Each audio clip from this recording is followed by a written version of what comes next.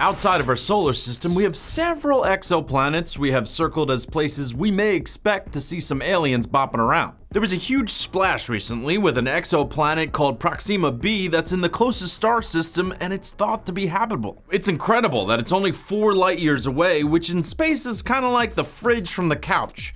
It seems far, but it's not too bad if you really think about it. However, as scientists like to do, another announcement is kind of one-upping Proxima b. The news comes from a system called Trappist 1, which is a system pushing 40 light years away in the constellation Aquarius. The researchers are saying that the relatively dim star has 3 Earth-sized planets, and one of them is in the habitable zone, so 3 in one system that we're gonna inspect. It's exciting because with our current technology, today, we may be able to tell if there's intelligent life or life at all. It's based on our ability to detect the makeup of a foreign planet's atmosphere. It helps it's close because we're seeing the planet as it was only 40 years ago. So maybe the 70s were crazy everywhere. I'm Patrick Jones for Buzz 60. Now you know, pass it on.